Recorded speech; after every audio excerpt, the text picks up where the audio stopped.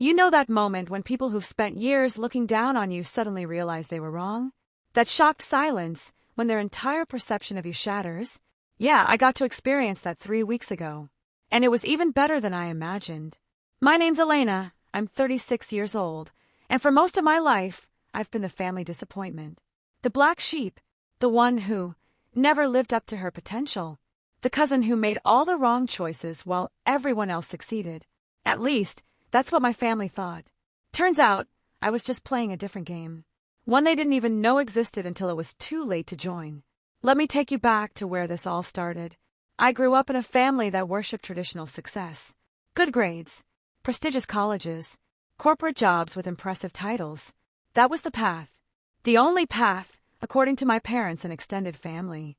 My cousin Olivia, she was the golden child. Perfect grades, Stanford graduate, MBA from Wharton. Landed a VP position at a major tech company by age 32. She made $250,000 a year and never let anyone forget it. Every family gathering was the Olivia show. Olivia just got another promotion. Olivia closed a huge deal. Olivia's company is doing amazing things. And then there was me. I struggled in school. Not because I was dumb, I just couldn't function in that environment. Too much structure. Too many rules. Too much sitting still and regurgitating information I didn't care about. I barely graduated high school with a 2.5 GPA. Didn't go to college. Worked retail jobs through my early 20s while my family shook their heads in disappointment. Elena could have been something, my aunt would say. Such a waste of potential. Not everyone is college material, my uncle would add, like I wasn't standing right there. But Olivia was always college material. Always something material. Always perfect. By the time I was 25, I'd stopped going to most family events. It hurt too much, watching everyone celebrate Olivia while treating me like I was invisible. Or worse, like I was a cautionary tale. Don't end up like Elena, I overheard my aunt tell her youngest daughter once. Study hard, make something of yourself. I left that Christmas dinner early and cried the whole drive home. But here's what my family didn't know. I was building something. Something they couldn't see because they were too busy looking at traditional markers of success. When I was 23, I started a small online business selling handmade jewelry. It was just a side hustle at first, something I did after my retail shifts. I'd always been creative, good with my hands, good with design. I made pieces, photographed them, listed them on Etsy. And they sold. Really well, actually. Within 6 months, I was making more from my jewelry business than from my retail job. So I quit retail and went all in. My family's reaction? Elena's selling crafts online now. How sweet. Sweet. Like it was a hobby. Like it wasn't a real business. But I didn't care. Because I was making money. Real money.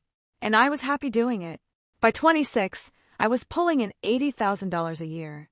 I expanded beyond jewelry, added home decor, art prints, custom designs. Hired my first employee. By 28, I was at $200,000 in revenue. For employees, a small warehouse. By 30, I hit $1 million in annual revenue. 10 employees, national wholesale accounts. And I still didn't tell my family. Why?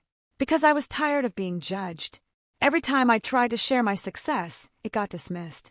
That's nice, Elena, but it's not a real career. Online businesses aren't stable. You should think about going back to school. So I stopped sharing. I showed up at family events. When I bothered to show up at all, and let them keep thinking I was just scraping by with my little craft business. Meanwhile, Olivia continued to shine. Got promoted to senior VP. Started speaking at conferences. Her face was on the company website, listed as a key leader.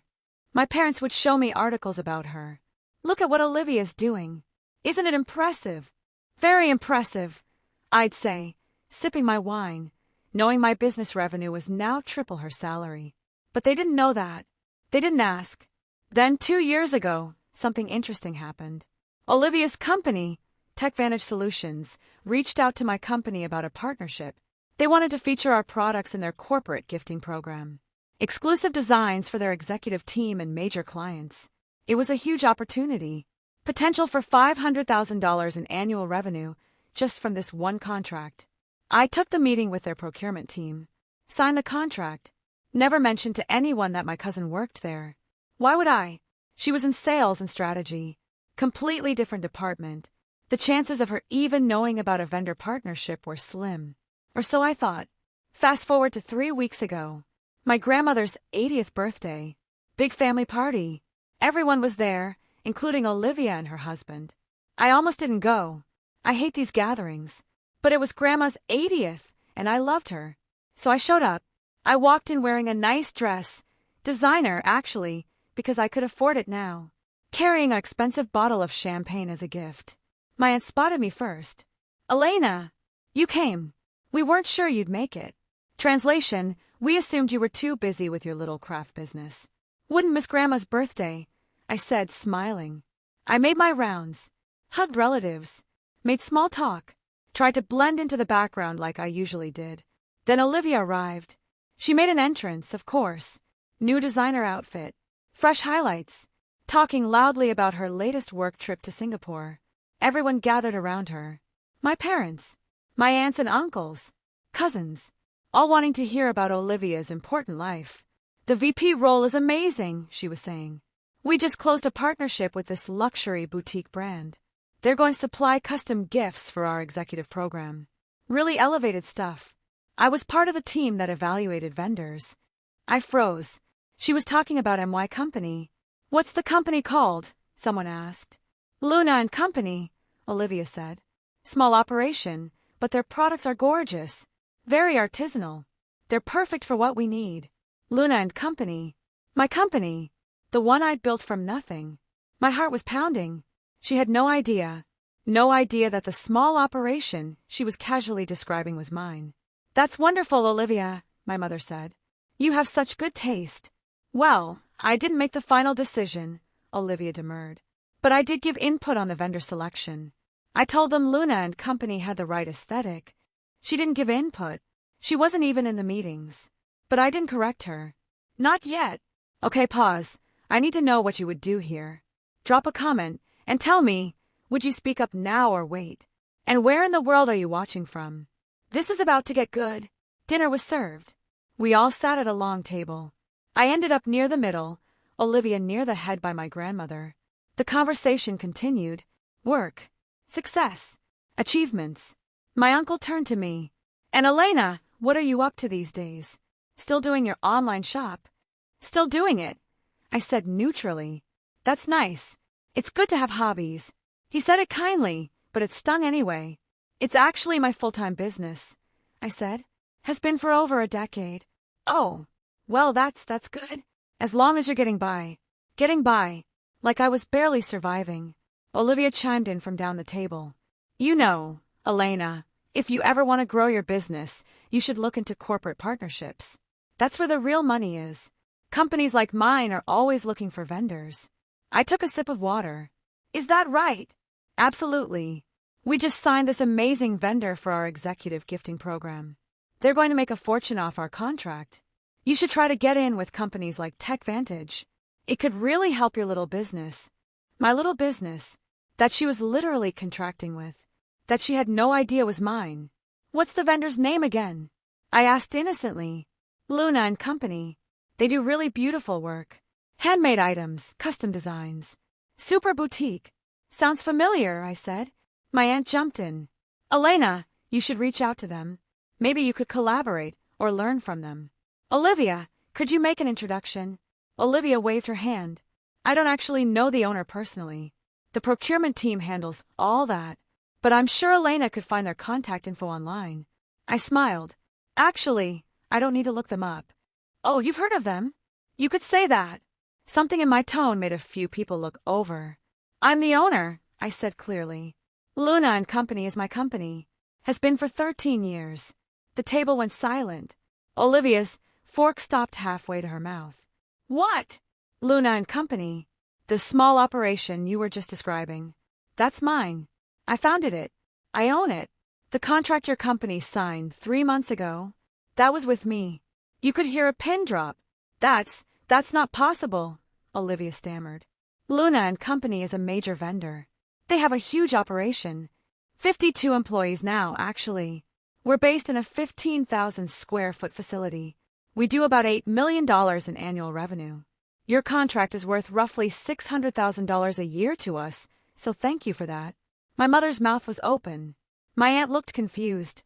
My uncle was staring at me like I'd grown a second head. Elena, my grandmother said slowly, are you saying you own a multi-million-dollar company? Yes, Grandma. Have for years. Why didn't you tell us? My mother asked. I tried to, multiple times. But every time I mentioned my business, I got patted on the head and told it was a nice hobby. So I stopped trying. Olivia had gone pale. I had no idea. I swear, I had no idea that was your company. I know you didn't. You weren't involved in the vendor selection process at all, actually. Different department. But I do appreciate you telling everyone at this table that my company does gorgeous work and has the right aesthetic. That's a nice endorsement. Elena, this is... My father was struggling for words. This is incredible. Why didn't you say something? When would I have said something, Dad? In between everyone talking about how impressive Olivia is? Or maybe during one of the conversations where Uncle Richard asked if I was getting by with my hobby. We didn't mean. Yes, you did. You all assumed that because I didn't follow the traditional path, college, corporate job, prestigious title, that I was unsuccessful. You wrote me off as the family failure without ever actually asking what I was doing. My aunt found her voice. Elena, we're so sorry. We had no idea you were doing so well. That's kind of the point. You had no idea because you never asked. You never cared to know. As long as I wasn't following your definition of success, I didn't count. Olivia was still sitting there, looking shell-shocked. Elena, I genuinely didn't know. If I'd known. What? You would have treated me differently? You would have stopped calling it my little shop and actually showed interest in what I do. She didn't answer. Look, I said, I'm not trying to make anyone feel bad. I'm just tired of being treated like I'm less than because I took a different path. I built something real, something successful, something I'm proud of, and I did it without a fancy degree or a corporate title. My grandmother reached over and squeezed my hand. I'm proud of you, sweetheart. I always have been. Thanks, Grandma. The rest of the evening was awkward, to say the least. People didn't know how to act around me. Some were overly apologetic. Some asked a million questions about my business. Some, like Olivia, just avoided me entirely. My mother pulled me aside before I left. Elena, I owe you an apology. A big one. We failed you. We were so focused on traditional success that we couldn't see what you were building. It's okay, Mom. It's not okay. We made you feel like you didn't matter. Like you weren't good enough. And you were out there running a multi-million-dollar company the whole time. I'm sorry. I hugged her. I appreciate that. Can we start over? Can I actually get to know your business? See what you've built? I'd like that. That was 3 weeks ago. The family dynamics have shifted significantly since then. People actually ask me about work now. They want to know about my business. They're interested. Engaged. Olivia and I had coffee last week. It was weird at first, but we cleared the air. I'm sorry, she said, for all the years I looked down on you, for dismissing your work, for being so focused on my own success that I couldn't see yours. I appreciate that. For what it's worth, you're doing something I could never do. Building a company from scratch. That takes guts. I just followed a corporate ladder someone else built. Your path isn't less valid than mine, Olivia. It's just different. Maybe. But you did it alone. No degree. No connections. Just you and your talent and your drive. That's really impressive. We won't be best friends. But we're good. We understand each other now. My parents came to visit my facility 2 weeks ago. I gave them a full tour. Showed them the design studio, the production floor, the warehouse, the shipping department. Introduced them to my employees. Showed them our product line. My dad cried. Actually cried. I had no idea, he kept saying. I had no idea this is what you built. Now you know, I said gently. My mother hugged me. We're so proud of you. We should have been proud of you all along. So here's what I learned from all this. Success isn't one size fits all. Traditional paths work for some people. Non-traditional paths work for others. Neither is better or worse. They're just different. Don't let other people's limited vision define your worth. Just because they can't see what you're building doesn't mean it's not real. And sometimes, the best revenge against people who underestimated you is just living well. Not rubbing it in their faces, just existing successfully and letting them realize on their own that they were wrong. I didn't plan the reveal at Grandma's party.